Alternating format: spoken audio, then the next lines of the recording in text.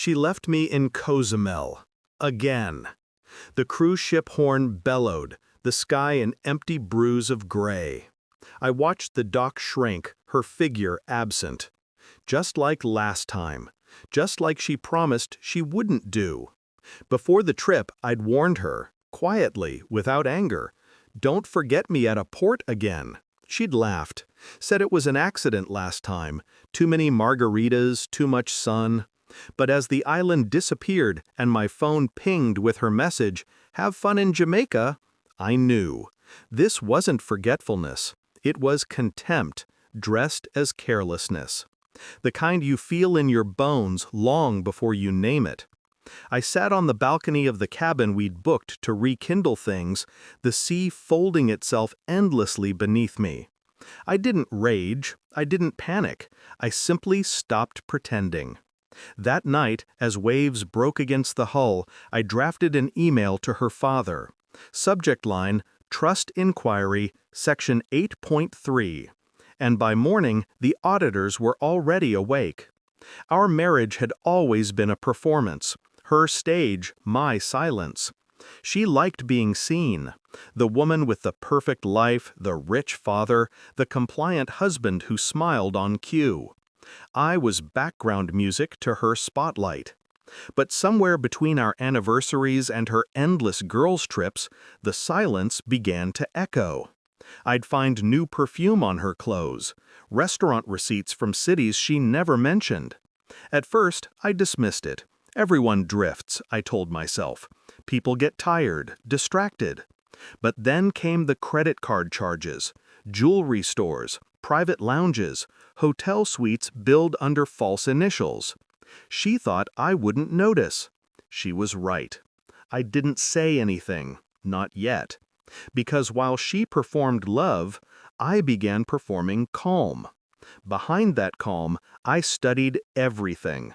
Every document, every clause in the family trust her father had set up, the one that guaranteed her comfort only if our marriage remained intact, her reputation unblemished. I memorized the wording.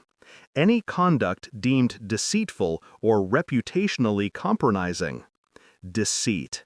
It was the word that stayed with me. I spent months in quiet motion. I never accused her.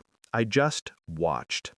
When she smiled too quickly, I noticed the nerves behind her eyes. When she kissed me goodnight, I noted the hesitation, the subtle recoil that people mistake for fatigue. She had another life, another version of herself, carefree, unbound, reckless. And every time she forgot me, she returned a little bolder, a little colder. One night she came home late. Her dress smelled like someone else's cologne. I offered her wine, listened to her excuses, memorized each word. Later, when she slept, I scanned her phone, photos, messages. "Can't wait to see you in Montego. He'll never know." I smiled. Not from pain, from precision. People mistake silence for weakness, but silence, when used right, is strategy. By the time we booked the next cruise, the papers were already in motion. Quiet legal restructuring, power of attorney updates, the family trust clause invoked under review of spousal deception. I didn't need to raise my voice. I just needed her to go too far. And she did. When I didn't show up in Jamaica, she panicked. Not because she missed me, because she realized something had shifted. Her father called her on deck, voice ragged. "The family trust, auditors just froze it. Your husband invoked a clause. What did you sign?" I'd left her a note in the cabin drawer. "You forgot me. Again. But this time, the world won't forget what you've done." She texted me frantically, then called. I didn't answer. She'd always thought control meant noise, attention, admiration, being seen. But real control is quiet. It's the space between her panic and my silence. By the time she docked, Every account tied to her name was frozen. Every asset she'd taken for granted now belonged to a system that didn't trust her anymore. And all I'd done was follow the rules she never read. We met 2 weeks later in a sterile office overlooking the bay. She looked smaller without her audience, pale, frantic. "Why are you doing this?" she asked. I handed her the divorce decree, the same piece of paper she'd mocked for being meaningless. "You said marriage was just paper," I said quietly. "You were right." She stared at the signatures, the stamps, the irrevocable clauses. Her hands trembled. Mine didn't.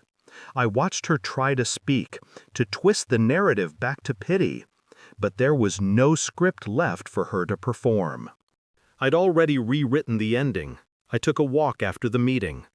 The ocean was still. Funny how something so vast can look so calm after destruction. I thought about her, how every betrayal has a rhythm, a repetition. She kept forgetting me until I made sure she couldn't anymore. Revenge isn't rage, it's remembering. Every slight, every lie, every accident. I didn't ruin her, she did. I just made sure it counted. When the sea breeze hit my face, I realized I felt nothing. No satisfaction, no grief, just release.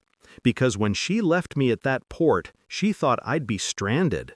She never understood. I was already gone.